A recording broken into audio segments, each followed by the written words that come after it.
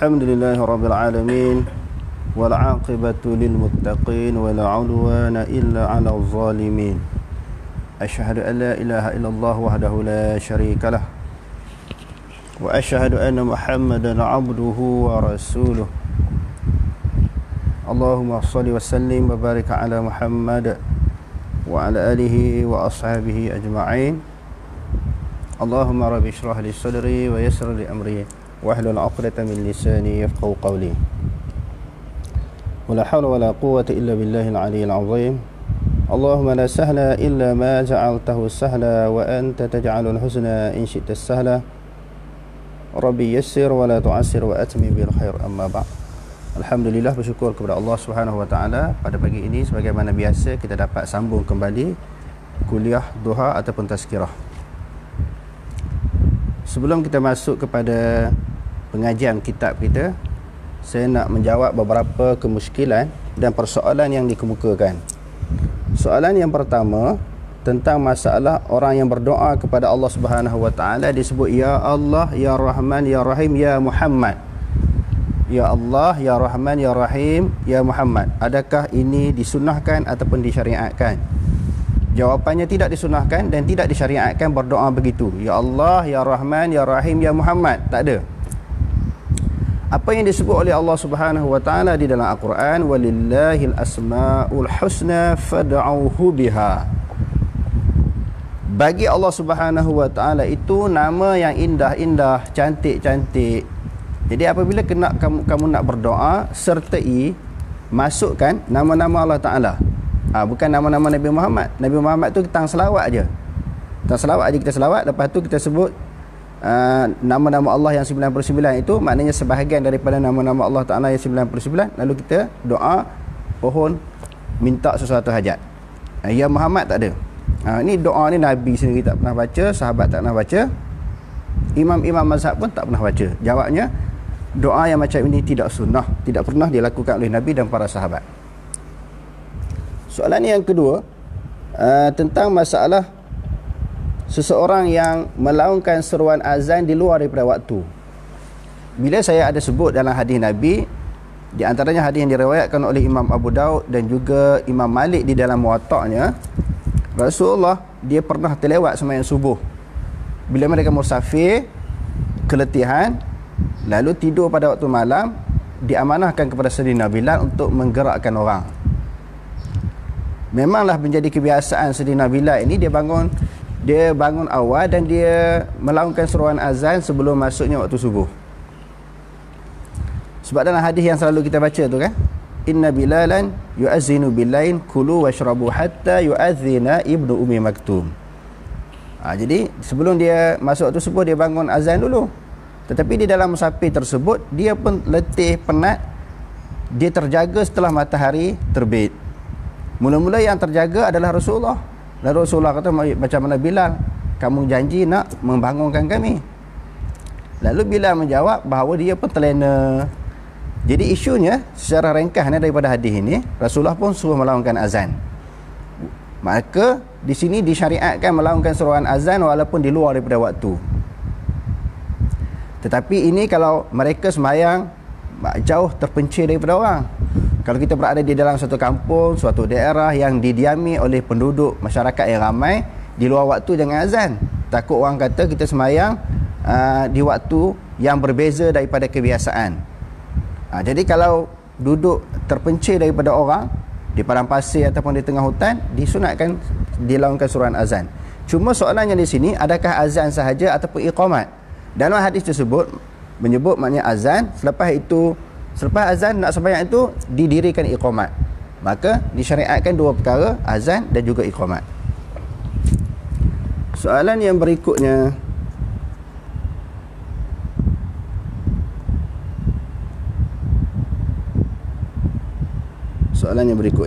iaitu tentang masalah berkaitan dengan masalah apa yang saya bahaskan tentang istiwanya Allah Subhanahu wa taala di atas arasy.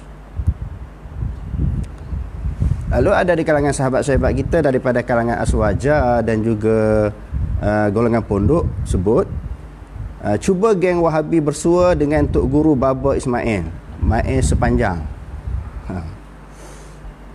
Nescaya dia akan rasa dia sangat bengong dan dalam fahaman salaf sejati. Maknanya kalau mana-mana orang, contohnya saya lah dikatakan, bersua muka dengan Ismail sepanjang kan, guru yang glamour, yang top lah, nak diregukan saya berdebat dengan dia. Jadi jawapannya tak ada masalah. Ismail sepanjang ke apa dia Idrus Ramli ke, tak ada masalah. Cuma sebelum nak berlaku pertemuan tersebut, tuan-tuan guru, alim-alim ulama yang kita hormati, yang kita sanjung ini, dia baca dulu kitab-kitab yang saya baca. Dia buat kajian dulu, dia telaah dulu secara mendalam, baru berlaku pertemuan. Sebab banyaklah pertemuan-pertemuan yang berlaku antara saya dengan tuan-tuan guru, banyaknya kitab yang saya baca dia tak baca. Dia tak ada maklumat. Mereka hanya mahir tentang ilmu kalam, bukan ilmu akidah. Kalau orang belajar akidah, dia akan belajar salaf dan khalaf. Dia akan belajar Asy'ariyah, Maturidiyah dan juga salaf. Jadi oleh kerana kecetikan maklumat dan ilmu tentang pegangan salaf, mereka menuduh golongan salafi sekarang ini ataupun ittiba'us sunnah dituduh dianggap sebagai wahabi. Itu isunya, sebab kurangnya ceteknya maklumat tentang pegangan salaf. Kalau mana-mana orang alim ulama lah, sama ada dia digelar sebagai tuan guru kalau di Malaysia ini bukan suatu cabaran, debat, cuma nak bagi pandangan. Sama ada seorang yang mendapat gelaran sebagai tuan guru ke, kiai ke, baba ke, kalau dia baca kitab-kitab yang saya bentangkan, lebih daripada 20 kitab, sebelum ini 40 kitab lebih tentang masalah akidah, dia tak akan jadi pening, dia tak akan jadi keliru. Sebab mereka di antara puncanya memahami akidah salaf itu melalui kitab-kitab khalaf. Mereka memahami akidah salaf itu melalui kitab-kitab khalaf. Maka mereka tak faham tentang hakikat pegangan ulama salaf. Jadi nak aturkan pertemuan itu tak ada masalah. Kita mempunyai dalil yang kuat mengatakan Allah Subhanahu Wa Taala berada di atas arasy.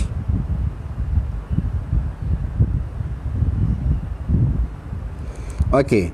Dia kata di sini, habis tu yang mana duk hurai panjang-panjang tu salaf daripada mana? Salaf daripada mana? Nanti kita baca ulang balik siaran ulangan. Ambil di mana dalil yang kata pegangan itu pegangan salaf? Termasuk di dalam makan adami. Makan adami kita sebut, ada yang disebut makan adami, al-makan dunal makan, ataupun disebut apa dia, amrun, al-makan dunal makan, ataupun amrun adami. Makan adami, al-makan dunal makan, ataupun amrun adami. Di sini ulama kata dia lebih kepada amrun i'tibari. Kalau Asy'ariyah nak faham lah, dia lebih kepada amrun i'tibari, sesuatu benda yang ada di dalam pemikiran kita tetapi tak boleh diterjemahkan melalui zahir, melalui musyahadah, maknanya di sudut zahir. Macam kita kata tempat, banyak kali sangat dah kita bagi contoh, tetapi masih lagi ada individu dan kumpulan masih tidak mahu faham. Kalau dia mahu faham, dia baca kitab-kitab yang saya kemukakan, dia akan faham insya-Allah. Maknanya tempat ini adalah istilah sahaja. Dia bukan suatu benda yang boleh dijelmakan.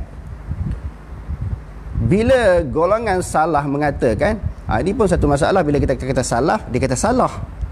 Bila golongan salah mengatakan Allah Ta'ala berada di atas daripada arasy. Di atas daripada arasy tu kita tak terjemah tempat. Jadi diterjemahkan oleh golongan ini tempat. Bila kita atas pada arasy itu tempat, maknanya Allah Ta'ala bertempat. Bila bertempat, Allah Ta'ala berhajat kepada tempat. Yang berhajat kepada tempat, ruang, masa adalah makhluk. Allah Ta'ala mukhalafah. Semua aliran ahli sunnah wal jamaah seperti Salafi, Asy'ariyah, Maturidi, semua mengatakan mukhalafatuhu ta'ala lil hawadis, bersalahan Allah Subhanahu wa ta'ala dengan segala yang baru. Okey, sebelum adanya tempat, Allah Ta'ala ada dulu. Permulaan Allah Ta'ala ada tanpa permulaan, dan dia tidak ada kesudahan. Sebelum adanya tempat, kita nak kata Allah Ta'ala tak berapa. Allah Ta'ala tak bertempat. Okey, setelah ada tempat. Jadi sebelum ada tempat, kita nak kata apa pula? Allah Ta'ala wujud dengan apa? Allah Ta'ala wujud dengan tidak bertempat. Itu setelah ada tempat. Jadi sebelum ada tempat nak kata apa? Semuanya. Sebab tu saya kata ini adalah falsafah ilmu kalam. Dia tidak disebut dalam Quran dan juga di dalam hadis Nabi SAW. Jangan duk pening dalam masalah ini.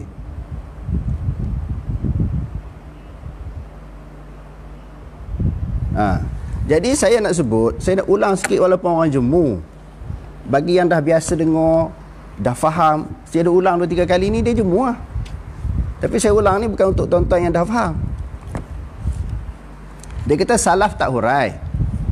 Ini yang sebab tu, sebab mereka memahami salaf dalam kitab Asyairah, di dalam kitab-kitab khalaf. Tuhfatul Awazi, saya baca sepitah lalu. Ketika menghuraikan hadis-hadis sifat, termasuklah hadis nuzul. Waqala, mula-mula kita baca dulu kenyataan Imam Tirmizi. Waqala ghairu wahidin min ahli al-ilmi fi hadzal hadithi. Ini hadis yang berkaitan hadis sifat yang berkaitan dengan masalah tangan. Wa ma yushbihu hadza min ar-riwayati min as-sifati. Dan sesuatu hadis yang menyerupai riwayat sesuatu yang menyerupai riwayat-riwayat tentang sifat wa nuzuli rabbi, dan turunnya Allah Subhanahu wa taala kulla lailatin ila sama'id dunya, setiap malam pada langit bumi. Cuba tengok, baca Tuhfatul Awazi, syarah kepada hadis Tirmizi. Masalahnya orang pondok dia tak mengaji hadis. Golongan Asy'ariyah dia mengaji kitab Asy'ariyah je. Lepas tu dia nak hentam orang, nak tibai orang, nak cantai orang, nak kutuk orang. Jadi sebab tu tak selesai masalah. Nak selesai masalah, baca kitab-kitab hadis dan juga kitab-kitab tafsir, dan baca tentang hakikat pegangan ulama salaf. Nak faham salaf kena baca kitab salaf, jangan baca kitab Asy'ariyah.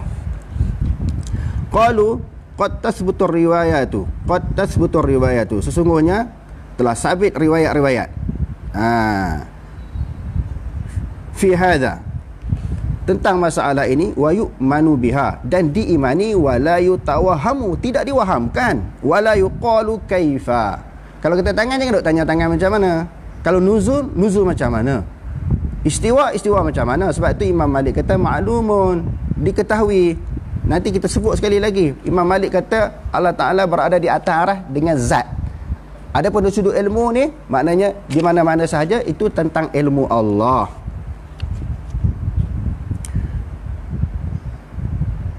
Dia kata wa hakadha ruwiya an Malik bin Anas wa Sufyan bin Uyainah, dan beginilah yang diriwayatkan daripada Malik bin Anas dan juga Sufyan ibn Uyainah wa Abdullah bin Mubarak dan juga Abdullah bin Mubarak, annahum qalu fi hadhihi al-ahadith, mereka berkata tentang hadis-hadis ini, amirruha bila kaifin, laluilah hadis tersebut dengan bila kaifin. Yang ni orang kata ni orang silap faham.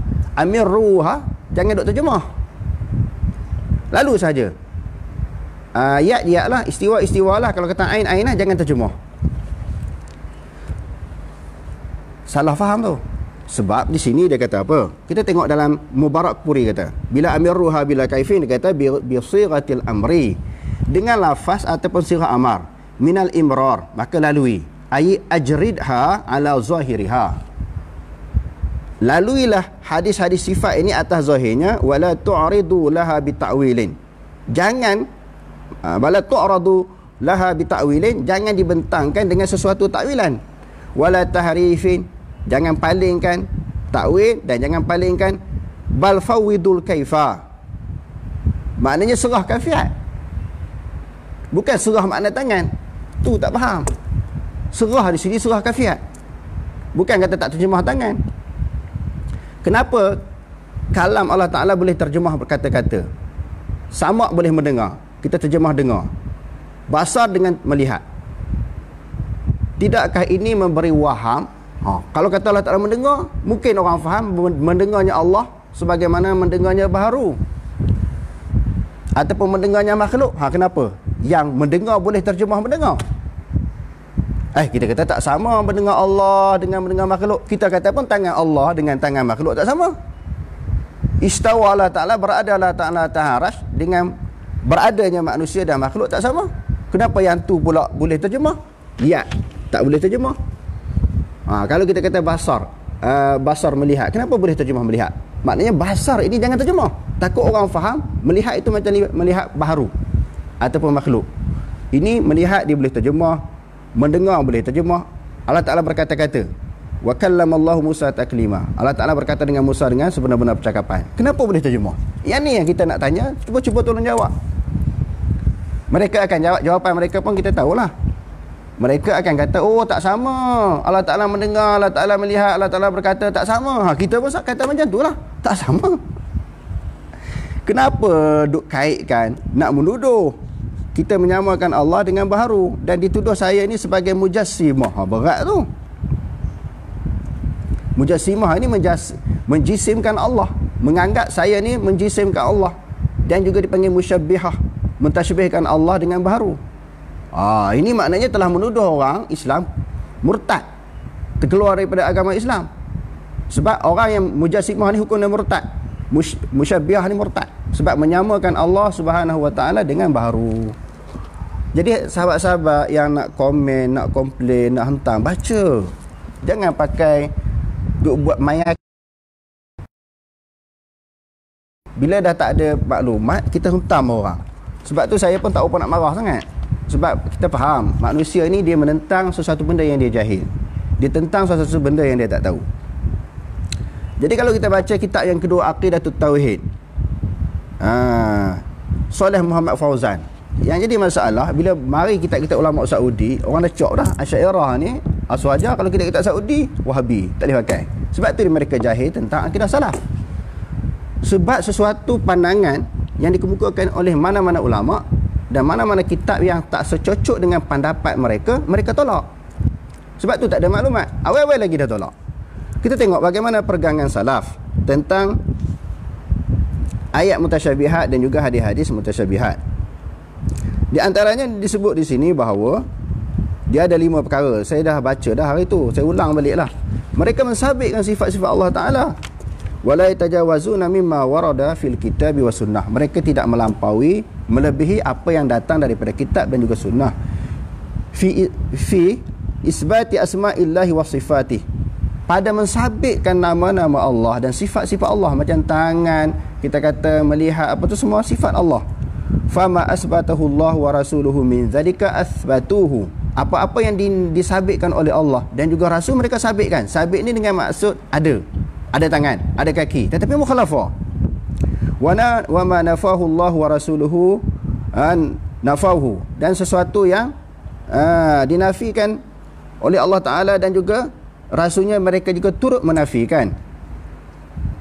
Wa ma sakata anhu wa rasuluhu sakatu anhu, dan apa-apa yang didiamkan oleh Allah dan juga Rasul, mereka diam. Jadi Allah dan Rasul sebut ada tangan, istawa atas, mereka pun sebut berpegang begitu. Okey. Ya'taqidu anna nususal asma'i was sifati minal muhkam, dan mereka beriktikad nas-nas tentang nama-nama Allah, sifat-sifat Allah minal muhkam, bukan mutasyabihat. Tetapi kalau kita belajar tentang usul fiqh, memang terbahagi kepada dua. Sebahagian ulama kata mutasyabihat, sebahagian ulama kata maknanya mutasyabihat, tetapi sebahagian ulama di dalam mentafsirkan mutasyabihat ini pegang zahir. Zahir ni sabit benda tu ada, cuma nafi kaifiat. Yang ni pun susah nak faham ni kalau tak belajar betul-betul, tak kaji, tak baca dengan mendalam, dengan hati yang terbuka. Kalau jenis otak beku, dia benak, tak boleh faham lah. Tapi kalau dia terang hati, dia nak cari kebenaran, insya-Allah dia boleh faham. Dia kata di sini, minal muhkam yufhamu ma'nahu wa yufassaru. Boleh faham ayat-ayat mutasyabihat ni, dia kata. Sebab tujuan diturunkan Al-Quran untuk difahami. Tujuan diturunkan Al-Quran untuk difahami. Macam mana bagi sebahagian ulama, yakni golongan salah, kata boleh faham lah, boleh ditafsirkan. Sebab tujuan Quran ni untuk ditafsirkan dan untuk difahami. Walaisat minal mutasyabih, dan bukan termasuk di dalam ayat-ayat mutasyabihat. Jadi terpulanglah kalau yang nak pegang kepada khalaf, dia maknanya takwil, tak apa, saya sendiri akui, saya boleh terima, tak ada masalah. Sebab kita belajar akidah ada salah, ada khalaf kan.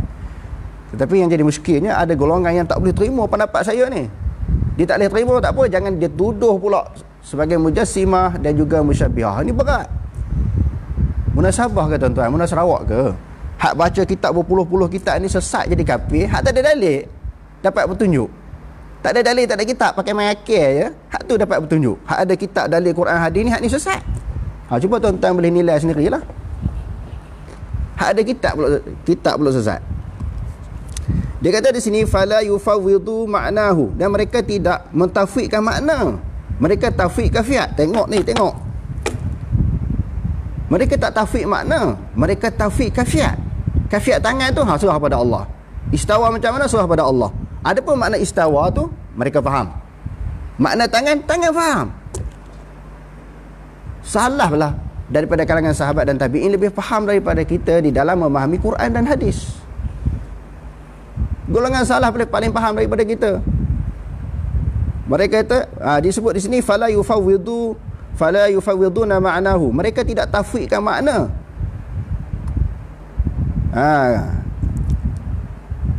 Sebagaimana yang dinasabkan, kama yansibu zalika ilaihi man kadzaba alaihim, sebagaimana orang yang menisbahkan kepada mereka man kadzaba alaihim, iaitu orang yang mendusta terhadap salaf. Ni yang golongan yang menasabkan kepada salaf. Padahal itu bukan pegangan salaf. Salaf ni apa dia? Mereka tafwid, apa dia? Mereka kata tafwid makna. Sedangkan bukan tafwid makna, dia tafwid kafiat. Tengok ni. Walam ya'rif manhajahum, dan orang yang tak faham tentang manhaj salaf sahaja, menganggap salaf ini dia tidak tafsir. Dia tidak tafsir. Dia tafsir dan dia huraikan. Min ba'dil muallifin, daripada sebahagian penulis-penulis buku wal kitab al-mu'asirin, penulis-penulis baru ini yang sandar kepada salaf, sebenarnya tak betul. Mereka kata salaf ini tafwid makna. Bukan tafwid makna, tafwid kafiat. Tang makna mereka faham, bukan serah. Tangan mata faham, tetapi apa yang mereka tafwidkan iaitu kafiat tangan, kafiat mata, kaki dan sebagainya yang berkaitan dengan ayat-ayat mutasyabihat ataupun hadis-hadis sifat.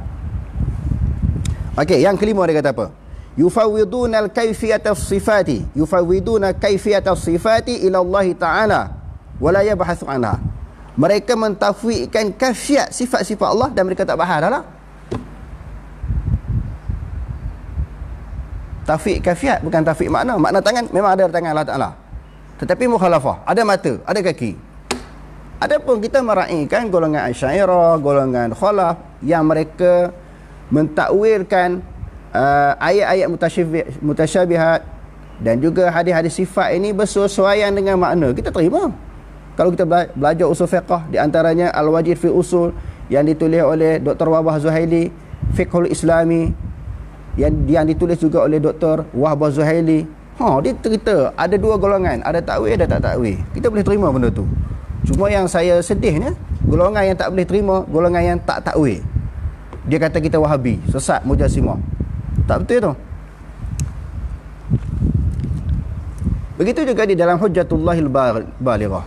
Tapi banyaklah juga tok guru, ustaz tak tahu, tak ada kitab ni. Dia tak ada kitab ni, dia tak baca. Bila tak baca, tak ada maklumat. Di bawah tajuk lam yunqal anin Nabi sallallahu alaihi wasallam wujubut ta'wil as-sifat. Tidak dinakalkan daripada Nabi sallallahu alaihi wasallam wajib takwil sifat-sifat Allah. Hujjatullahil Balighah. Tak wajib takwil. Takwil ni hukum dia harus je. Lepas tu dia kait pula. Dia kata di sini apa dia? Inna ijra'a hazihi sifati kama hiya laisa bitashbihin. Melalui ayat itu kata ada tangan-tangan, mata-mata, bukan nama tashbih. Innamat tashbihu an yuqala sam'un ka sam'in wa basarun ka basarin. Itu tashbih. Adapun tashbih, Allah Ta'ala ada mendengar seperti pendengaran makhluk, melihat seperti penglihatan makhluk. Qala al-Hafiz Ibnu Hajar, dia menakalkan pendapat Hafiz Ibnu Hajar Al-Asqalani di dalam kitabnya Fathul Bari. Fathul Bari pun dah kita baca dalam perbahasan tersebut. Lam yunqal anin Nabi sallallahu alaihi wasallam wala an ahadin min as-sahabati min tariqis sahihati at-tasrih. Dikata tidak dinakalkan daripada Nabi dan juga para sahabat daripada jalan yang sahih yang terang biwujubit ta'wili syai'in min zalika, yakni minal mutasyabihat, Tidak ada dinakalkan daripada Nabi dan juga para sahabat wajib takwil. Maknanya kedudukan takwil ini harus sahaja, bukan wajib. Siapa nak takwil, takwil lah. Golongan Asy'ariyah, golongan yang belajar tentang akidah khalah ni dia takwil sesuai dengan makna. Takut orang keliru dia kata. Tak apa, silakan. Bagi golongan yang tak takwil, dia jangan marah, jangan menyesatkan, jangan mengeluarkan daripada ahli sunnah wal jamaah. Jadi Syah Waliullah pula sebut aqulu wala farqa baina sam'i wal basari wal qudrati. Tak beza antara, tak, bagi golongan salaf ini tak ada beza lah antara dengar ke, melihat ke, kudrat ke, ketawa ke, kalam ke, istawa ke, sama saja. Tangan ke, sama. Kalau sekiranya mereka menghuraikan tentang penglihatan Allah Ta'ala, mereka hurai tentang penglihatan, pendengaran, percakapan Allah Ta'ala, hurai macam mana, apa maksud penglihatan Allah, pendengaran Allah, kata-kata Allah boleh hurai, kenapa tangan tak boleh hurai? Jadi salah hurai tangan-tangan, tapi mukhalafah. Mukhalafah. Wastatala haula'il khaidun ala ma'syaril ahli al-hadis, telah memanjangkan tuduhan. Ada golongan memanjangkan, melanjutkan, meneruskan tuduhan kepada golongan yang berpegang kepada ahlul hadis. Salaf, ahlul hadis adalah berpegang dengan akidah salaf. Wasammuhum mujassimatan wa musyabbihatan. Mereka menganggap orang yang ahlul hadis ini yang kata Allah Ta'ala taharah, ada tangan tanpa takwil, adalah musyabbihah dan juga mujassimah. Tengok Hujjatullahil Balighah, baca. Sebelum nak suruh saya debat dengan mana-mana orang ni, baca dulu. Kitab tak baca, kitab pun tak ada. Lepas tu mula dah nak mengamuk, meroyan, pitam. Baca dulu kitab.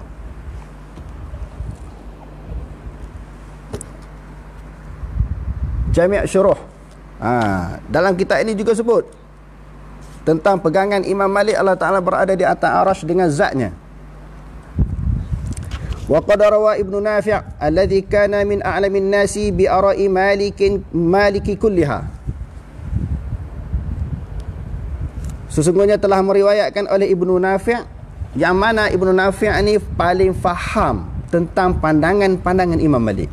Yang Imam Malik kata al-istiwa'u ma'lumun, istiwa diketahui, wal kaifu majhulun, was-su'alu anhu bid'atun, wa imanu bihi wajibun. Yang ni pun orang tak faham kalam Imam Malik. Istiwa maklum bagi dia. Bagi dia maknanya istiwa, bagi orang Arab dia faham lah maknanya meninggi. Meninggi di atas sesuatu.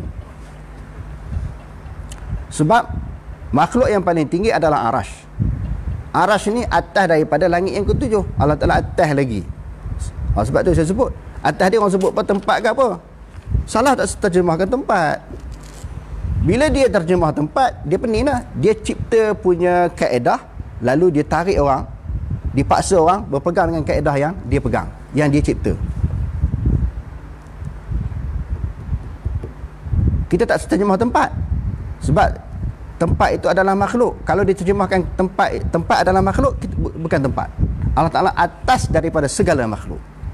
Sebelum ada arasy, Allah Ta'ala duduk di mana? Soalan ni selalu saya tanya. Atas daripada arasy lah, bukan duduk betul atas arasy. An Malikin rahimahullahu ta'ala annahu qala inna Allah azza wa jalla fis sama'i bidzatihi. Allah Ta'ala berada di atas langit. Jadi yang ni pun kadang-kadang orang confuse, atas langit ke atas arasy? Maknanya atas langit, tetapi di atas daripada langit yang ketujuh itu arasy. Sebab itu kadang-kadang dalam Quran ataupun di dalam hadis sebut arasy ataupun langit. Para ulama salaf mentafsirkan arasy ini atas daripada langit yang ketujuh. Allah Subhanahu wa taala duduk di atas daripada itu. Macam kita kata sesuatu itu di atas bangunan. Atas bangunan itu ada 2 tingkat, 3 tingkat, 4 tingkat, 5 tingkat. Tapi apa yang ditafsirkan oleh golongan salaf, maknanya atas arasy itu atas daripada langit yang ketujuh. Dia kata innallaha azza wa jalla fis sama'i bidzatihi. Sesungguhnya Allah Subhanahu wa taala berada di langit dengan zatnya. Walakinnahu ma'a jami'i khalqihi bi'ilmihi, tetapi bersama dengan makhluknya dengan ilmu. Saya dah sebut bahawa di sini sebenarnya ada titik pertemuan antara golongan salaf dan juga golongan khalaf. Ada titik pertemuan. Tak mana titik pertemuannya? Golongan khalaf kata Allah Ta'ala tak bertempat. Betul lah tu. Salaf pula kata Allah Ta'ala bukan bertempat. Atas daripada arah itu bukan tempat. Benih lagi ke tuan-tuan? Cuma bagi orang yang tak nak cari kebenaran sahaja yang akan pening. Kalau orang nak cari kebenaran, berpuluh kitab dah saya tunjuk. Takkanlah kita kemukakan dalil-dalil yang begitu banyak sesat, hak orang yang tak ada dalil tu lebih dapat petunjuk, lebih akidah dia lebih betul. Okey, kita nak masuk kepada pengajian kita tentang masalah apa tuan-tuan? Bab tentang sembahyang Jumaat. Sembahyang Jumaat. Safinatun Najah tentang masalah sembahyang Jumaat. Fasal yang ke-45, syurutul Jum'ati sittatun. Syarat sah sembahyang Jumaat dalam mazhab Syafi'i dia ada 6 perkara. Antakuna kulluha fi waqti zuhri, bahawasanya berlaku sembahyang Jumaat itu dalam waktu zuhur. Jadi waktu asar tak boleh sembahyang Jumaat, tak sah. Sebelum masuk waktu zuhur pun tak boleh, mesti kena masuk dalam waktu zuhur. Wa an tuqama fi khittatil baladi, dilaksanakan di dalam kawasan qaryah ataupun balad, negeri ataupun qaryah dia, tak boleh di luar daripada qaryah dia. Maknanya syarat hak wajib. Kalau orang musafir tu dia tak wajib. Nampaknya hak orang dalam qaryah tu wajib. Hak orang dalam qaryah tu wajib. Wa an tusalli jama'atan, tak boleh sembahyang seorang-seorang, dia kena sembahyang jemaah secara berjemaah. Wa an yakunu 40 ahraran dhukuran balighina mustautinina. Mesti syarat dia kata di sini 40 orang merdeka lelaki yang balik yang bermustautin, yang menetap di situ. Maknanya orang tempatan. Bila sebut tentang masalah 40 orang, jadi ulama bahas dalam mazhab Syafi'i memang 40 orang lah. Baru-baru ni ada cadangan kata bila musim PKP ni, yang dibenarkan pergi ke masjid hanya 3 orang, imam, bilal dengan syiah. Boleh ke buat Jumaat? Kalau dalam mazhab Syafi'i tak boleh, mesti kena buat sembahyang zuhur. Kalau kita tengok di luar daripada mazhab Syafi'i, maka harus walaupun 2 orang sah sembahyang Jumaat. Jadi kita tengok di sini kan, dia kata dalam fiqh sunnah, Syekh Sabit dia kata apa? Al-adadul ladzi tanqa'idu bihil jum'atu, bilangan yang terangkat Jumaat. La khilafal bainal ulama'i annal jama'ata syartun min syuruti sihhatil Jumaat. Tidak ada khilaf daripada kalangan ulama tentang syarat nak menunaikan sembahyang Jumaat ni mesti jemaah, seorang-seorang tak sah. Li hadithi Tariq bin Shihab anna Nabi sallallahu alaihi wasallam qala, kerana hadis daripada jalur Tariq bin Shihab bahwasanya Nabi sallallahu alaihi wasallam bersabda, al-jum'atu haqqun wajibun ala kulli muslimin fi jama'atin. Jumaat itu adalah suatu kewajipan bagi setiap orang Islam dalam keadaan berjemaah. Jemaah ni sepakat ulama kata sembahyang Jumaat ni kena berjemaah. Wakhtalafu fi adadi alladhi tanqa'idu bihil jum'atu ila 15 madhhaban. Maka ulama khilaf sampai 15 pendapat tentang bilangan. Zakaraha al-hafidhu fil fathi, telah menyebut akannya oleh Hafiz Ibn Hajar di dalam Fathul Bari. Ibn Hajar sebut sampai 15 pandangan. 15 pandangan tentang masalah bilangan, 15. War-ra'yur rajihu annaha tasihu bisnaini. Pendapat yang rajih dia kata di sini, walaupun 2 orang, biisnaini fa aktsara, sama ada 2 orang ataupun lebih. 2 orang, sekurang-kurangnya 2 orang, kalau lebih lagi boleh. Liqauli Rasulullah sallallahu alaihi wasallam, kerana sabda Nabi sallallahu alaihi wasallam, al-isnani fama fawqahuma jama'atun. 2 orang maka atas daripada 2 orang terangkat Jumaat, terangkat jemaah. Bila semayang jemaah terangkat dengan 2 orang, terangkatnya jemaah, terangkatnya Jumaat. Itu kaedahnya. Bila jemaah semayang berjemaah ni sekurang-kurangnya 2 orang, maka sah. Maka terangkatnya semayang jemaah 2 orang, Jumaat pun sama. Qala Syaukani, dia kata, telah berkata Alama Syaukani, qadin qa'adat sairus salawati bihima bil ijma'. Maka semua semayang-semayang jemaah ini terangkat secara ijma' dengan adanya 2 orang. Semayang raya pun sekurang-kurangnya, semayang raya pun sekurang-kurangnya 2 orang.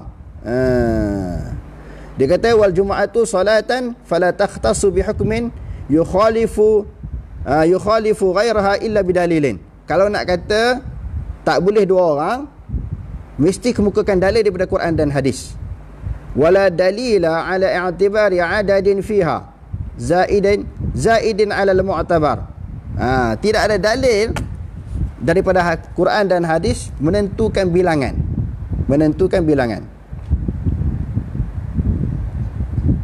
Wa qad qala Abdul Haqq innahu la yathbutu fi adadil jum'ati hadithun. Abdul Haq pula mengatakan, salah seorang daripada ulama, tidak sabit daripada mana-mana hadis tentang bilangan. Kalau ada juga, maka hadis itu tidak sahih. Hadis yang sahih tidak menentukan bilangan. Wa kadzalika qala Suyuti, telah begitu juga sebagaimana yang disebut oleh Imam Suyuti, lam yathbut fi syai'in minal ahadithi ta'yinu adadin makhsusin. Imam Suyuti sendiri, salah seorang ulama yang besar di dalam mazhab Syafi'i, tidak ada sabit daripada mana-mana hadis menentukan bilangan. Wa mimman zahaba ila hadha, orang yang mengatakan tidak menentukan bilangan yang tertentu, sekurang-kurangnya maknanya 2 orang. Mimman zahaba ila hadha at-Tabari, Imam Tabari, wa Daud Zahiri, wa Nakhai, wa Ibnu Hazmin, dan juga Ibnu Hazm. Mazhab Syafi'i 40 orang, mazhab lain 2 orang pun tak apa. Ini juga disebut oleh dalam Sahih Bukhari ketika membahaskan tentang apa? Tentang sembahyang jemaah. Imam Bukhari letak tajuk babu isnani fama fawqahuma jama'atun. Bab 2 orang dan lebih daripada 2 orang adalah jemaah. Imam Bukhari letak tajuk pula. Maknanya sekurang-kurang jemaah itu adalah 2 orang, maka bila terangkat jemaah, terangkatlah Jumaat. Jadi kalau ada mana-mana orang kata tak boleh buat Jumaat ni, mesti ada 40 orang tu, betul je dah tu. Kurang pada 40 orang, maknanya kena sembahyang Zuhur. Sembahyang Zuhur. Tapi kalau kita nak ambil manfaat, nak ambil faedah untuk dengar khutbah, tazkirah pada hari Jumaat, walaupun kurang daripada 40, boleh pegang pendapat luar daripada mazhab Syafi'i. Dia kata wa alla tasbiqaha wa la tuqarinaha Jum'atun fi tilkal balad. Tidak didahulukan ataupun disertakan Jumaat pada tempat tersebut. Maksudnya bila ada satu qaryah ni, dia kena satu qaryah satu Jumaat. Dia tak boleh satu qaryah satu kampung berbilang-bilang dengan Jumaat. Tak boleh satu qaryah satu kampung berbilang-bilang Jumaat. Maka andai kata ada 2 jemaah lebih, 1 jemaah lebih, ada 2 ke 3 ke, yang mana takbir dulu, yang tu yang sah. Ataupun sama-sama takbir serentak, takbir ketika masuk sembahyang Jumaat, semua tak sah. Sebab tu dia kata di sini mesti jangan disertakan mana-mana Jumaat, mesti dia satu jemaah saja buat Jumaat, satu masjid dalam satu qaryah. Tak boleh beberapa masjid dan beberapa jemaah melakukan sembahyang Jumaat. Wa ayataqaddamaha khutbatani. Syarat lagi yang seterusnya dalam mazhab kita Asy-Syafi'i, mesti didahulukan 2 khutbah. Mesti didahulukan 2 khutbah. Okey. Yang seterusnya nanti kita sebut khutbah ni wajib ke tak wajib berdasarkan kepada perbahasan ulama yang lain daripada mazhab Syafi'i. Arkanu khutbataini khamsatun. Rukun khutbah itu ada 5. Hamdan fiha, maknanya alhamdulillah, hamdan fihima. Khutbah yang pertama, kedua sebut alhamdulillah kan. Dalam khutbah yang pertama, kedua kena wajib sebut. Wassalatu ala Nabi sallallahu alaihi wasallam. Begitu juga selawat atas Nabi fihima. Muqaddimah khutbah tu alhamdulillah, khutbah pertama, khutbah kedua, selawat kepada Nabi, khutbah pertama, khutbah kedua wajib. Wal wasiyatu bittaqwa fihima. Ittaqullah tu. Khutbah pertama, khutbah yang kedua wajib. 3 rukun ini wajib kepada kedua-dua khutbah. Wa qira'atu ayatin minal Quran fi ihdahuma. Baca ayat Quran salah satu daripada 2 khutbah, sama ada khutbah pertama ataupun khutbah yang kedua. Wa du'a'u lil muslimin wal muslimat wa du'a'u lil mu'minin wal mu'minat fi akhir. Maknanya doa bagi orang beriman lelaki perempuan pada khutbah yang kedua. Okey.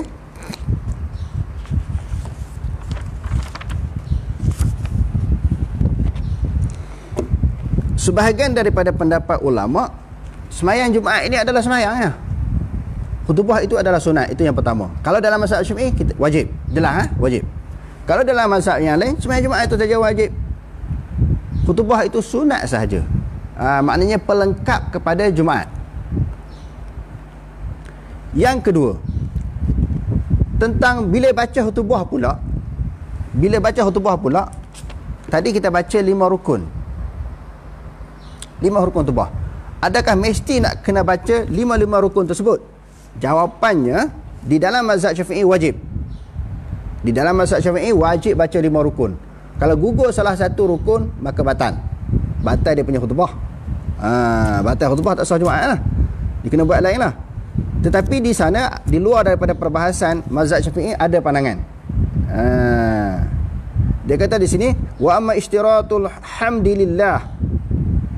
Adapun syarat mensyaratkan sebut alhamdulillah, awis salati ala rasulillah, selawat kepada Nabi, wa qiraati syai'in minal Quran, baca sesuatu daripada Al-Quran, fajami'uhu kharijun an mu'azamil maqsudi min syar'iyyatil khutbah. Ini semua terkeluar, dia kata, daripada maksud khutbah. Ini perbahasan di luar pada mazhab Syafi'i. Apa tadi? Alhamdulillah, sebut ittaqullah tadi, dan juga selawat, baca ayat Quran, ini semua terkeluar daripada maksud khutbah. Kerana khutbah itu ceramah ya. Wattifaqu misli zalika fil khutbati fi khutbatihi da yadullu ala annahu maqsudun.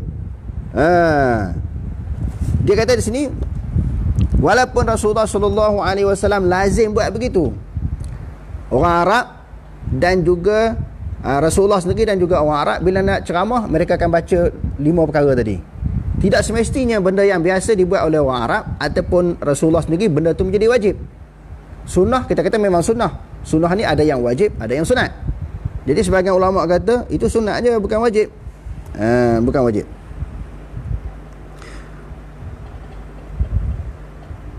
Wa qad kana 'urful 'arabil mustamirri anna ahadahum idza arada an yaquma maqaman yaqulu maqalan syara'a bis thana'i 'ala Allah. Dia kata orang Arab ni biasa-biasa mereka nak berceramah, mereka akan sebut beberapa perkataan, dimulakan dengan memuji Allah, alhamdulillah, lepas tu selawat kepada Nabi wa ala rasulihi. Mereka akan selawat kepada Nabi. Ini biasa dilakukan oleh orang Arab begitu. Jadi sebahagian ulama kata tak wajib 5 rukun tu tadi. Bagi mazhab Syafi'i wajib. Kita nak pegang macam mana? Kita pegang eloklah dalam bab ni mazhab Syafi'i. Sebab itu biasa dibuat oleh Rasulullah, dan orang Arab pun bila ceramah biasa dibuat macam tu.